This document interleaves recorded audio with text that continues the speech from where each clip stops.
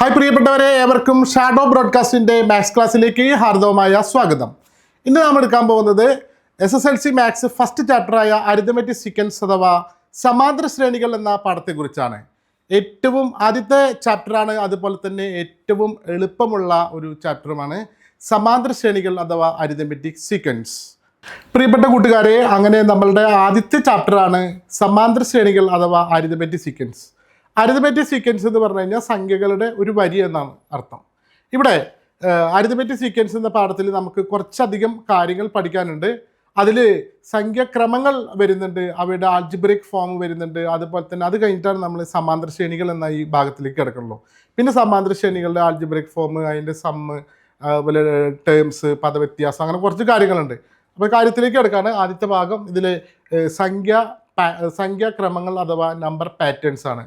നമ്മൾ ചെറിയ ക്ലാസ്സുകളിലൊക്കെ പഠിച്ചിട്ടുള്ള കുറേ കാര്യങ്ങൾ ഈ ചിന്തിക്കുമ്പോൾ ഇതിൽ ഒരു 1-2 ക്വസ്റ്റ്യൻസ് വരുമ്പോൾ തന്നെ സംഖ്യാക്രമങ്ങൾ എങ്ങനെ ഓട്ടോമാറ്റിക്കായിട്ട് നിങ്ങളുടെ മനസ്സിലേക്ക് രൂപപ്പെടുന്നു എന്ന് നിങ്ങൾക്ക് കാണാൻ കഴിയും. ഞാൻ അതുമായി ബന്ധപ്പെട്ട കുറച്ച് ചോദ്യങ്ങളാണ് ഇവിടെ തയ്യാറാക്കിയിട്ടുള്ളത്. ഓക്കെ, നമുക്ക് കാര്യത്തിലേക്ക് കിടക്കാം. അതായത് ചെറിയ ക്ലാസ്സുകളിൽ നിങ്ങൾ പഠിച്ചിട്ടുള്ള ഭാഗങ്ങളുമായി ബന്ധപ്പെട്ട കാര്യങ്ങളാണ് ഓർമ്മ വരുന്നത്. ഇവിടെ ചെറിയൊരു ഉദാഹരണം പറയാം.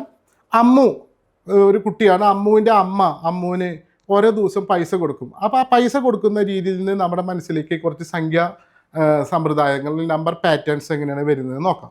അമ്മുവിൻ്റെ അമ്മ അമ്മുവിന് ആദ്യത്തെ ദിവസം 1 രൂപ, രണ്ടാമത്തെ ദിവസം 2 രൂപ, മൂന്നാമത്തെ ദിവസം 3 രൂപ, നാലാമത്തെ ദിവസം 4 രൂപ, അങ്ങനെ എല്ലാ ദിവസവും പൈസ കൊടുക്കുകയാണ്.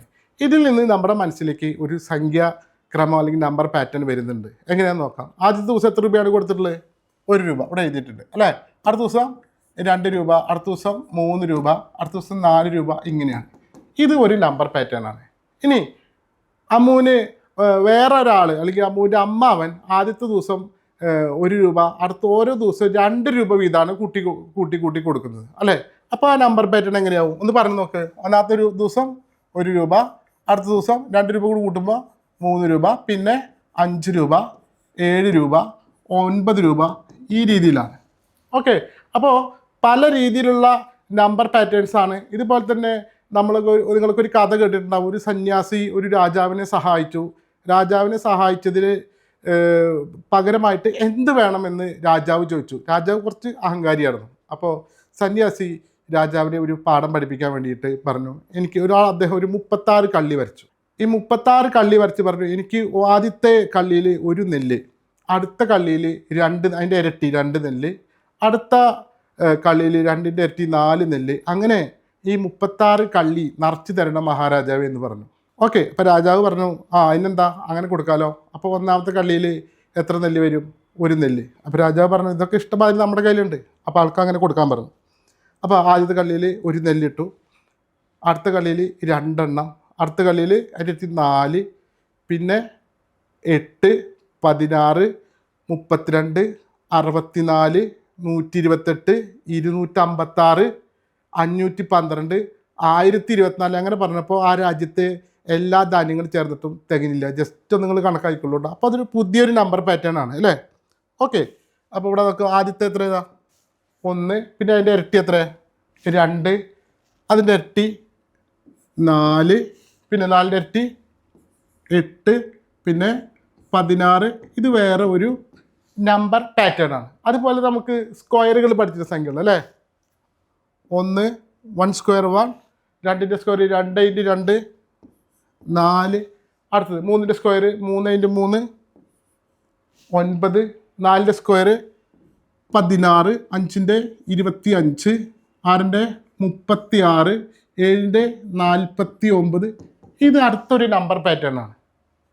അതുപോലെ നിങ്ങൾ ക്യൂബുകൾ പഠിച്ചിട്ടുണ്ട്.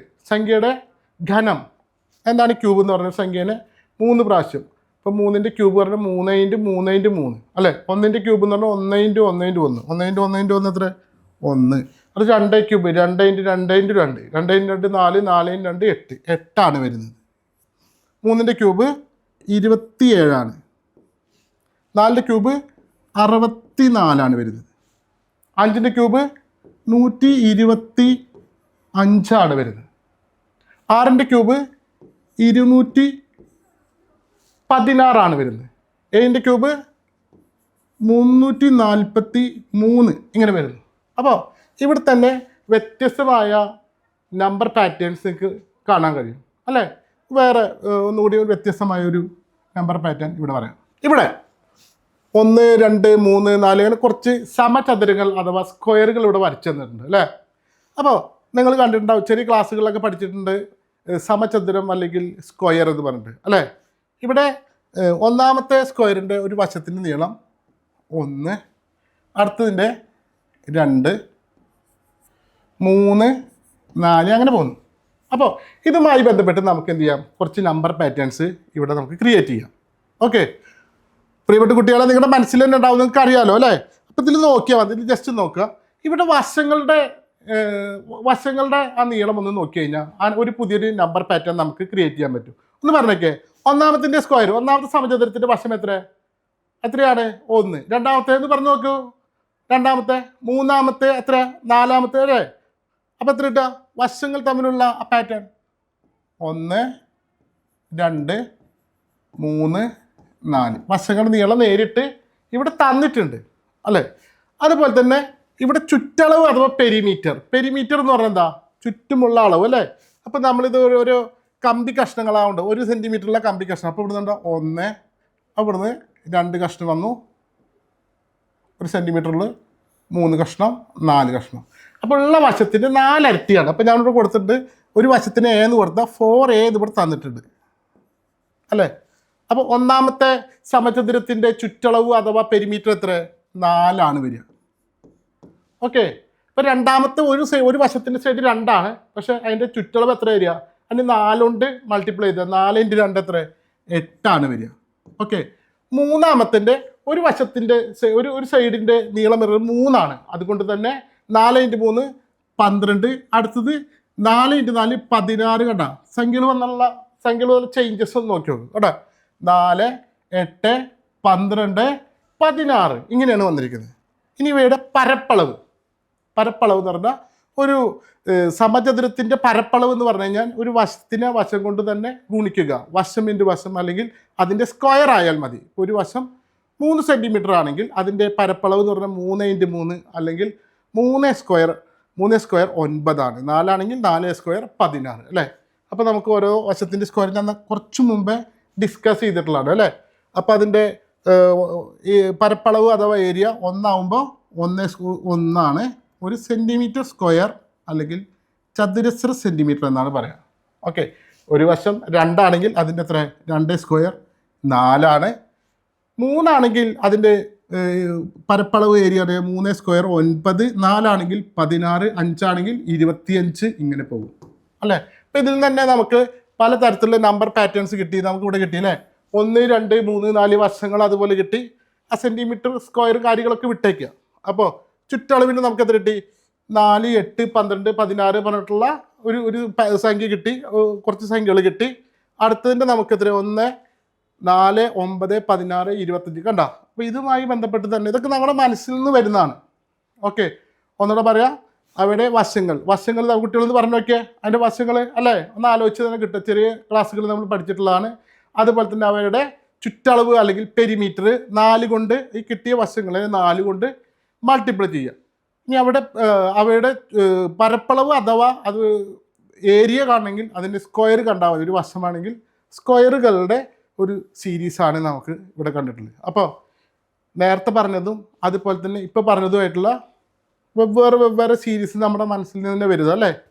അപ്പോൾ ഇനി ഇത് 1 എന്നുള്ളത് നമുക്ക് 1 1 1.5 2 2.5 ആണെങ്കിൽ നമ്മുടെ മനസ്സിൽ വരുന്നത് വേറെ സംഖ്യകളായിരിക്കും അല്ലേ.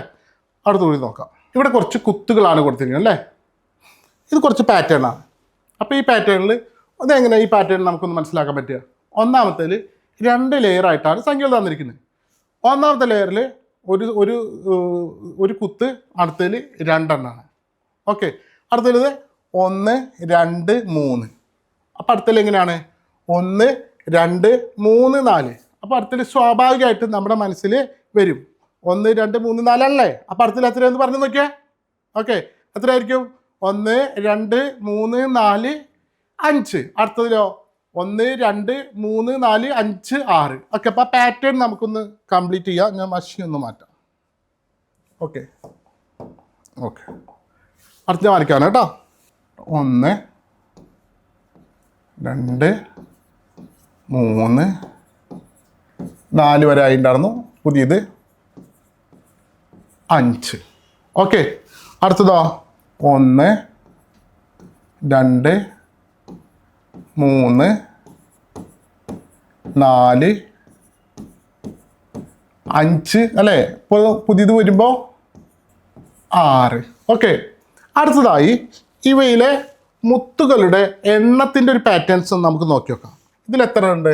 3 എണ്ണം. ഓക്കെ, അപ്പോൾ ഈ 3 കൂടെ 3 കൂട്ടുമ്പോൾ കണ്ടോ 1 2 3 4 5 6 കണ്ടോ, ഇവിടെ 6 എണ്ണം കിട്ടി. ഓക്കെ, ഇവിടെ ഈ 3 വരിയിലും കൂടിയിട്ട് 6 എണ്ണം ഇവിടെ ഓൾറെഡി കണ്ടിട്ടുള്ളതാണ്. 4ാമത്തെ വരിയാണ് നമുക്കിവിടെ വന്നിട്ടുണ്ട് അല്ലേ? 6 കൂടെ 4 കൂട്ടുമ്പോൾ എത്ര കിട്ടി? 10 കിട്ടി. അപ്പോൾ ഈ 4 വരി ഇവിടെ വന്നിട്ട് 4 വരിയിൽ 10 ഉണ്ട്. 5ാമത്തെ വരിയിൽ 5 എണ്ണം കൂടി കൂട്ടുമ്പോൾ നമുക്ക് എത്ര കിട്ടി? 15 കിട്ടി.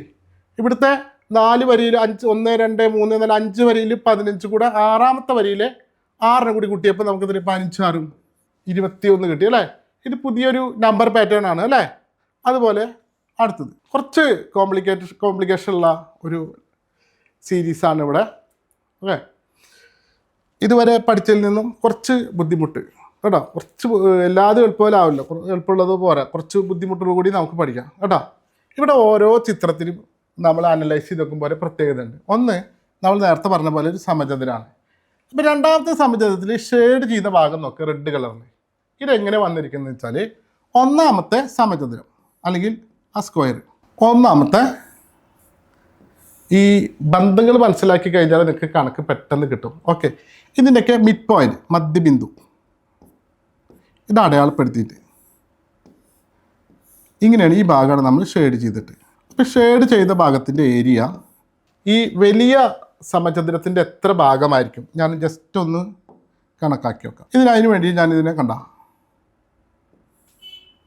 4 ആദ്യം 4 കഷ്ണങ്ങളാക്കി മാറ്റുക. അതിനുശേഷം ഞാൻ കണ്ട വീണ്ടും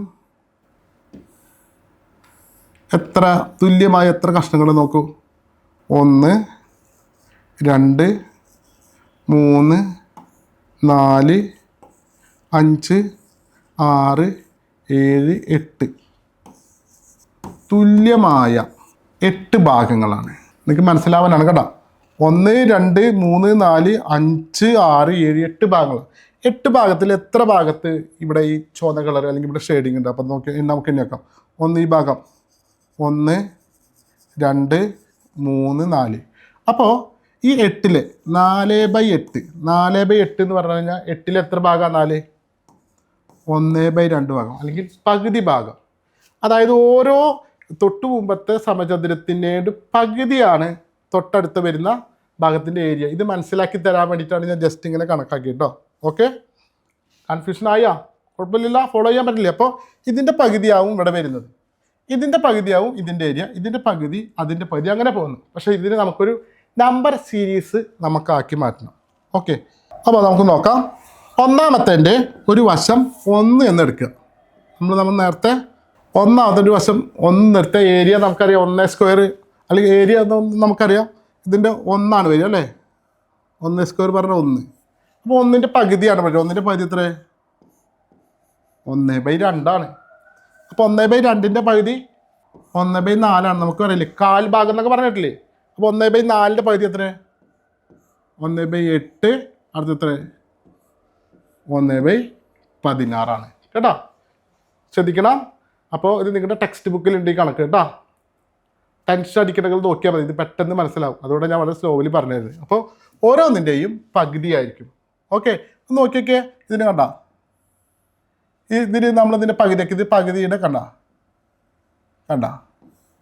അപ്പോൾ ഇതിൻ്റെ പകുതി കണ്ട, ഓരോന്നിൻ്റെ പകുതി 4 ഭാഗം. അപ്പോൾ മൊത്തം 8 ഭാഗമുണ്ട്. 8 ഭാഗത്തിൽ 4 ഭാഗം പച്ച കളറും 4 ഭാഗം എന്ത് കളറും? ചുവന്ന കളറും. ഓക്കെ, മൊത്തം 8ലെ 4 ഭാഗം ഇതിൻ്റെ പകുതിയാണ്. അപ്പോൾ ഈ 1/2 1/2ൻ്റെ പകുതിയാണ് 1/4. 1/4ൻ്റെ 10ാം ക്ലാസ്സിൽ കുട്ടികളല്ലേ, എനിക്കറിയാം. 1/4ൻ്റെ പകുതിയാണ് 1/8. 1/8ൻ്റെ പകുതിയാണ് 1/16. ഓക്കെ, അടുത്തത് ഇതാണ് കുറച്ചും കൂടി നിങ്ങൾ 8ാം ക്ലാസ്സിൽ പോളിഗൺസ് അഥവാ ബഹുഭുജങ്ങൾ എന്ന് പറഞ്ഞ പാഠത്തിൽ നിന്ന് പഠിച്ചതിൻ്റെ ഭാഗത്തിൽ ഇതിൽ നിന്ന് കുറച്ച് നമ്പർ സീരീസ് നമുക്ക് മനസ്സിലാക്കാൻ പറ്റും. ഇത് ഒരു സമഭുജ ത്രികോണം അല്ലെങ്കിൽ ഈക്വലേറ്ററൽ ട്രയാങ്കിൾ ആണ്. ഇത് സമചതുര സ്ക്വയറാണ്. പെൻറ്റഗൺ പഞ്ചഭുജം, അതുപോലെ തന്നെ ഷഡ്ഭുജം ഹെക്സഗൺ ഇങ്ങനെ വന്നിട്ടുള്ളതാണ്. അപ്പോൾ ആദ്യം നമുക്കൊരു വശങ്ങൾ നോക്കാം. സൈഡ്സ് എത്ര? 3, 4, 5, 6 അല്ലേ? ഇനി ഇതിൻ്റെ കോണുകൾ, ഉൾക്കോണുകൾ പഠിച്ചിട്ടുണ്ട്. അതിൽ നമ്മൾ 8ാം ക്ലാസ്സിൽ നിങ്ങൾ പഠിച്ചിട്ടുണ്ട് ഇതിനെ ഇൻറ്റീരിയർ ആംഗിൾ അഥവാ ഇന്നർ ആംഗിൾ ആന്തര കോണുകൾ കാണാനുള്ള ഇക്വേഷൻ n - 2 × 180 ആണ്. n - 2 × 180 എന്നാണ് ഒരു ഇക്വേഷൻ പഠിച്ചിട്ടുണ്ട്. അതിൽ സിമ്പിളായിട്ടുള്ള ഒരു ട്രയാങ്കിളിൻ്റെ കോണ് നമുക്കറിയാം. ഒരു ട്രയാങ്കിളിൻ്റെ ഇൻറ്റീരിയർ ആംഗിൾ എന്ന് പറഞ്ഞാൽ 180 എല്ലാവർക്കും അറിയാം. അപ്പോൾ ഇതിലൊരു ട്രയാങ്കിളിൻ്റെ അപ്പോൾ എത്ര? 180. അങ്ങനെയാണ് ഇതിന് 2 ട്രയാങ്കിൾ ഉണ്ട്, 180, 180. അതാണ് പറയുന്നത്. എത്ര വശമുണ്ട് ഇതിൽ 3 വശമുണ്ട്. അപ്പോൾ ഒരു 180. ഇതിൽ എന്ന് പറഞ്ഞാൽ എത്ര സൈഡ്? എന്ന് പറഞ്ഞ സൈഡാണ് 4. അപ്പോൾ 4 - 2 × 180. 4 - 2 എത്ര? 2. അപ്പോൾ 2 × 180 എത്ര? 360 ആണ്. അപ്പോൾ ഇതിൽ 5 വശമുണ്ട്. അപ്പോൾ എത്ര? n - 2. അപ്പോൾ 5 - 2 × 180. 5 - 2 എത്ര? 3. 3 × 180 540. അപ്പോൾ ഇവിടെ 6 - 2 × 180. 6 2 കുറച്ച് 4 × 180 720. ഓക്കെ. അപ്പോൾ ഇത് ചെറിയ ക്ലാസ്സുകൾക്ക് പഠിച്ചതാണ്, ചെറിയ ക്ലാസ്സുകളിൽ പഠിച്ചിട്ടുള്ളതാണ്, അതുകൊണ്ടാണ് ജസ്റ്റ് പറയുന്നത്. അതുപോലെ തന്നെ ഇതിൻ്റെ ബാഹ്യ കോണുകൾ അല്ലെങ്കിൽ എക്സ്റ്റീരിയർ ആംഗിൾ എല്ലാറ്റിൻ്റെയും നമ്മൾ 360 ആണ്. അത് നിങ്ങൾ പഠിച്ചിട്ടുള്ളതാണ്. അപ്പോൾ 360, ഇതിൻ്റെ 360, എല്ലാറ്റിൻ്റെയും 360 ആണ്. ഏതൊരു ബഹുഭുജത്തിൻ്റെയും ബാഹ്യ കോണുകൾ 360 ആണ്. ഓക്കെ. ഇനി കുറേ കാര്യങ്ങൾ പഠിക്കാനുണ്ട്. ഇനി ഇതിൽ 3 കോണുകളാണ് അല്ലേ? മൊത്തം 180 ആണ്. മൊത്തം 180 ആണ്. അപ്പം 180 3 ആൾക്കും വീതിച്ച് കൊടുക്കുമ്പോൾ ഒരു അപ്പം ഇതിന് നമ്മൾ എഴുതാണ് ആന്തര കോണ്. ആന്തര ടെക്സ്റ്റ് ബുക്കിലുണ്ട് കേട്ടോ. അല്ലെങ്കിൽ ഇതിന് പറയാം ഇൻറ്റീരിയർ ആംഗിൾ. ഇതിന് എക്സ്റ്റീരിയർ ആണ് കേട്ടോ അല്ലേ? അപ്പം ഇതൊക്കെ ഒരു സീരീസാണ് വശങ്ങൾ. 3, 4, 5, 6 എന്ന് തുടങ്ങി ഇതിൻ്റെ എല്ലാറ്റിനും ഇൻറ്റീരിയർ ആംഗിൾ 180, 360, 540, 720, അതുപോലെ തന്നെ ഇതിൻ്റെ 360. ഇതൊക്കെ കണ്ടോ ഓരോ നമ്പർ സീരീസ്, പല രീതിയിലുള്ള നമ്പർ പാറ്റേൺ ആണ് നമുക്കിവിടെ കിട്ടിയിട്ടുള്ളത്. അപ്പം നമ്മളിതിൽ അരിതമെറ്റിക് സീക്വൻസ് എന്ന പാഠത്തിൽ നമ്മൾ പറഞ്ഞിട്ടുള്ളത് വെച്ചാൽ നമ്പർ പാറ്റേൺസ് എന്നാണ് പറഞ്ഞിട്ടുള്ളത്, സംഖ്യാക്രമങ്ങൾ. അപ്പോൾ പല രീതിയിൽ സംഖ്യാക്രമങ്ങളാണ് നമ്മൾ കണ്ടിട്ടുള്ളത്. ആദ്യം നമ്മൾ അമ്മുവിന് 1 രൂപ, 2 രൂപ, 3 രൂപ അങ്ങനെ കൊടുത്തിട്ടുള്ളത്. പിന്നെ നമ്മൾ കണ്ടിട്ടുള്ളത് അതിന് ആദ്യം അമ്മാവ പിന്നെ 1 രൂപ കൊടുത്തു, പിന്നെ 2 രൂപ കൂട്ടി കൊടുത്തു, പിന്നെ ഒരു സന്യാസി നെല്ലിൻ്റെ അളവ് ഇട്ട് കൊടുക്കാൻ പറഞ്ഞു അല്ലേ? അത് കഴിഞ്ഞിട്ട് നമ്മൾ ഓരോ സീരീസും പറഞ്ഞില്ലേ അല്ലേ നമ്പർ. അതുപോലെ തന്നെ ഇവിടെ പറഞ്ഞിട്ടുള്ളത് സംഖ്യകൾ ഓരോ സംഖ്യകൾ വശങ്ങൾ കൂടി 2 കൂടി വരുന്നത്. അതുപോലെ തന്നെ സംഖ്യയുടെ സ്ക്വയറുകളാണ്, സംഖ്യയുടെ ക്യൂബുകളാണ് ഇവിടെ പറഞ്ഞിട്ടുള്ളത് അല്ലേ? അടുത്തത് നമ്മൾ എന്താ പറഞ്ഞിട്ടുള്ളത്? ഇവിടെ ചിത്രങ്ങൾ പറഞ്ഞിട്ടില്ലേ ഓരോ സ്ക്വയർ, അതിൻ്റെ സൈഡുകൾ, അതുപോലെ തന്നെ അതിൻ്റെ ചുറ്റളവ് അഥവാ പെരിമീറ്റർ, അതുപോലെ തന്നെ അതിൻ്റെ ഏരിയ, പരപ്പളവ്. ഓക്കെ, അങ്ങനെ പറഞ്ഞിട്ടുണ്ട്. അത് കഴിഞ്ഞിട്ട് അടുത്ത് എന്താ പറഞ്ഞിട്ടുള്ളത്? ജസ്റ്റ് ഒന്ന് റിവൈസ് ചെയ്താണ് ഈ ഡോട്ട് ഇട്ടിട്ടുള്ള സംഭവങ്ങൾ നമ്മൾ എന്ത് ചെയ്യുക, അതിൻ്റെ പാറ്റേൺ വെച്ച് നോക്കാം. പ്രിയപ്പെട്ട കുട്ടികളെ, നമ്മൾ ഈ ഭാഗത്തിൽ പഠിച്ചിട്ടുള്ളത് സമാന്തര ശ്രേണിയിലെ ആദ്യത്തെ ഭാഗമായിട്ടുള്ള സംഖ്യാക്രമങ്ങൾ അഥവാ നമ്പർ പാറ്റേണിനെ കുറിച്ചിട്ടുള്ളതാണ്. അപ്പോൾ എങ്ങനെയാണ് നമ്മുടെ മനസ്സിലൊരു സംഖ്യ പാറ്റേൺ വരുന്നത്? ഇതൊക്കെ റെഡിമെയ്ഡ് അല്ല, നമ്മൾ ചെറിയ ക്ലാസ്സുകളിൽ പഠിച്ചതിൻ്റെ അടിസ്ഥാനത്തിലുള്ള വിവരങ്ങൾ ഓരോ ചോദ്യങ്ങൾക്കനുസരിച്ച് അതിൻ്റെ ഉത്തരങ്ങളായിട്ട് വരുന്നതാണ്, മുൻകൂട്ടി പഠിച്ചതിൻ്റെ അടിസ്ഥാനത്തിൽ അല്ലേ? നിത്യജീവിതത്തിൽ ഇതുപോലെ ഒരുപാട് സംഖ്യാക്രമങ്ങൾ നമ്പർ പാറ്റേൺസ് നമ്മുടെ മനസ്സിലേക്ക് വരും. അടുത്തതായി നമുക്ക് പഠിക്കാനുള്ളത് ഇവയുടെ ബീജഗണിത രൂപം അല്ലെങ്കിൽ ആൾജിബ്രൈക് ഫോമാണ്. അപ്പോൾ അത് നല്ലവണ്ണം ഈ ഭാഗം നല്ലവണ്ണം ശ്രദ്ധിച്ചു കഴിഞ്ഞാൽ അടുത്ത ഭാഗം എളുപ്പമായിരിക്കും. ഈ കണക്ക് ഏറ്റവും എളുപ്പമുള്ള ഒരു പാഠമാണ്, ഏറ്റവും കൂടുതൽ മാർക്കിന് പരീക്ഷയ്ക്ക് ചോദിക്കുന്നതാണ്. അപ്പോൾ അടുത്ത ഭാഗവുമായിട്ട് വീണ്ടും കാണാം. നന്ദി, നമസ്കാരം.